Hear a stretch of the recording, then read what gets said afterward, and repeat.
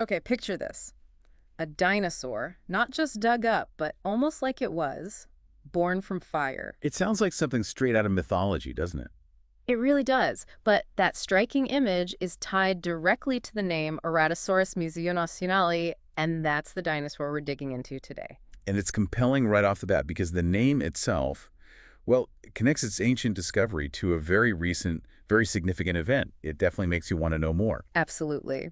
So in this deep dive, we're exploring Aratasaurus. We've got the main scientific paper from Sayoun and her team from 2020, plus a press release from Brazil's National Museum. Right, those are our key sources. And our plan is to really unpack the key facts about this dinosaur from Brazil, where it came from, how it fits into the bigger picture, what it looked like, and why it's actually quite important. That's good. So where does the story start? Okay, let's go back to 2008. We're in northeastern Brazil in Ceará State, near a place called Santana do Cariri. There's a mine there, the Mina Pedra Branca. They extract gypsum for plaster. And it was inside this mine that these remains first appeared. But it wasn't like a complete skeleton they found. No, definitely not. The holotype specimen, that's the key one used to describe the species, catalog number MPSC R2089. It's basically a partial right leg. Just the leg. Well, specific parts. You've got the bottom end of the femur, the thigh bone, the top part of the tibia, that's the shin bone, then bits of the foot bones, the metatarsals. Oh, okay. Numbers 1 through 4, several toe bones, the phalanges and the 3 claws, the pedal unguals. Wow, quite specific pieces. Yes, but unfortunately, everything else, the rest of the skeleton, seems to have been lost during the mining work itself. That's always a bit tough to hear, isn't it? Thinking about what might have been lost. It is, but even these pieces are incredibly valuable. So what happened after they found these bones in the mine? They were taken to the Plácido Cidade de Nuvens Museum of Paleontology. That's where the careful work of preparation and initial study happened. Right. And between 2008 and 2016, they did something really important. They took tiny samples for histology. That's looking at the bone's microscopic structure. And that tells you things like age, right? Exactly. We'll get back to that. Yeah. Then in 2016, the specimen was moved to the big one, the National Museum of Brazil in Rio. Ah, okay. And that leads us to the fire in 2018, which was just devastating. Truly devastating. But here's the incredible part of this story. The storage area, the specific spot where the Aratasaurus holotype was kept, it actually survived the fire. No way, really? Yes. Oh. It's almost symbolic, considering what the dinosaur ended up being named. It really is. Okay, let's talk about that name then. Aratasaurus museo. It wasn't just picked at random, clearly. Not at all. There's a lot packed in there. Aratasaurus combines words from the Tupi language.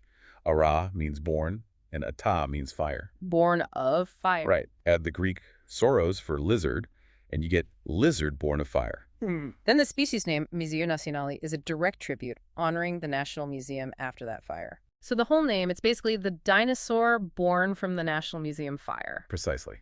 It's a really powerful connection between this ancient life form and the museum's own story of resilience. That's quite profound. Okay, let's zoom out a bit. Where does Aratasaurus actually fit in the grand scheme of dinosaur evolution? So we're looking at the early Cretaceous period, the rock layer it came from, the Romaldo Formation, specifically the Aptian Age part of it. The base of that formation is estimated at around 115 million years old. 115 million, wow. Yeah. And classification-wise, it's pegged as a basal Coelurosaurian theropod. Okay, break that down a bit. Theropod means meat eater. Right, the typically two-legged carnivorous dinosaurs. And Coelurosauria is a major group within the theropods. It's the group that includes tyrannosaurs, ornithomimids, and very importantly, the group that eventually led to birds. Ah, so it's on that lineage. Kind of. It's considered basal within that group, Yeah. meaning it branched off quite early.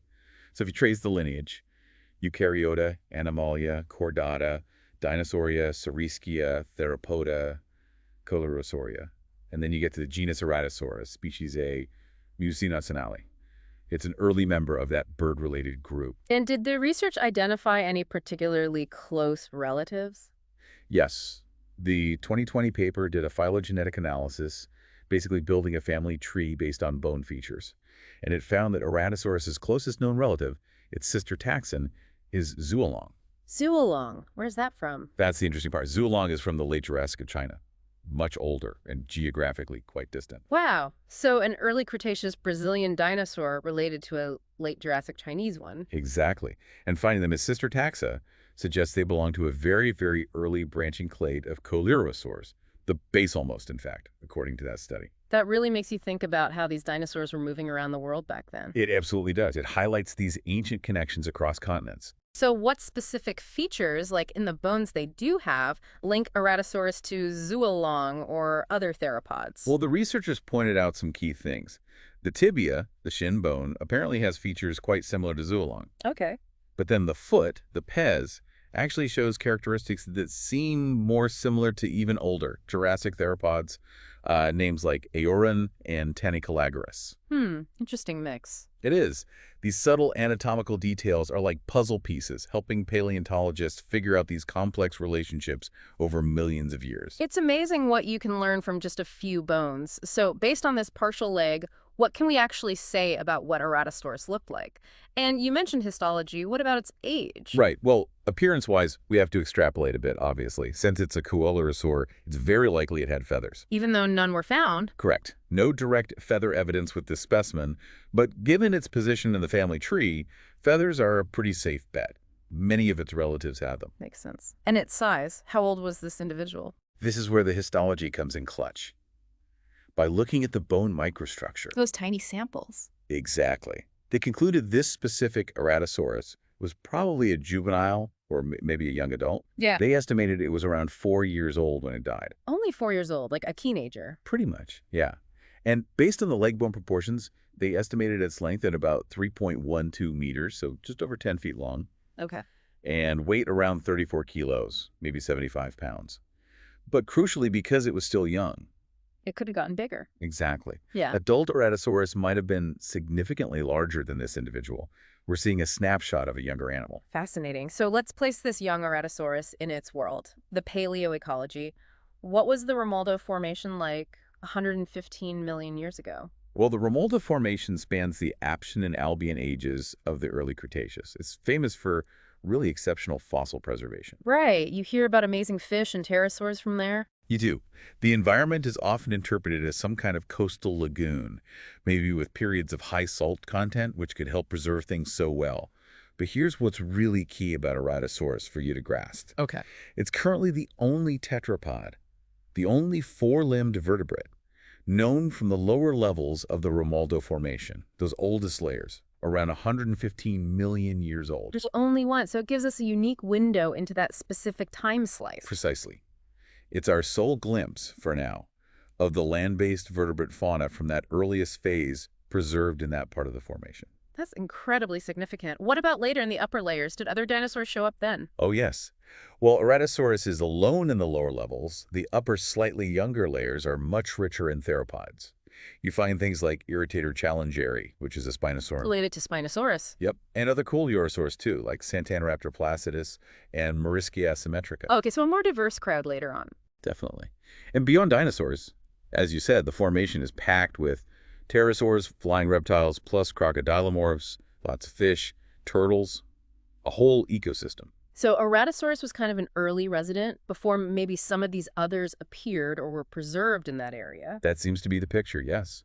It represents an earlier phase compared to the more diverse fauna found higher up.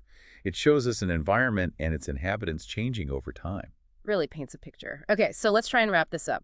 What are the really key takeaways from our deep dive into Aratasaurus? I think, firstly, that incredibly evocative name, Fireborn Dinosaur, linking it directly to the National Museum's survival and resilience, that's powerful. Agreed. Secondly, its status as, right now, the only known tetrapod from those specific lower layers of the Romualdo Formation.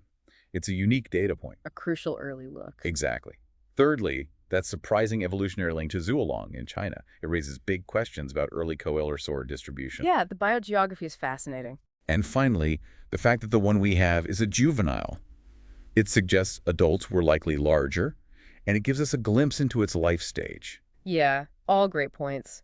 It really drives home how even a partial skeleton, just leg bones, can open up such a window into the past, into a time and place in South American dinosaur evolution we're still learning so much about. Definitely.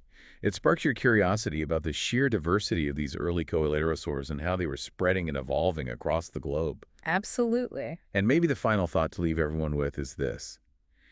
If these older layers yielded such an important find from just one partial leg, what else might be waiting down there in the Romualdo Formation? Hmm. What other secrets about the early days of these bird lineage dinosaurs are still locked in those rocks, waiting to tell us more about how we got from creatures like Aratasaurus to the birds we see flying around today? That's a great question to ponder. Makes you excited for future discoveries.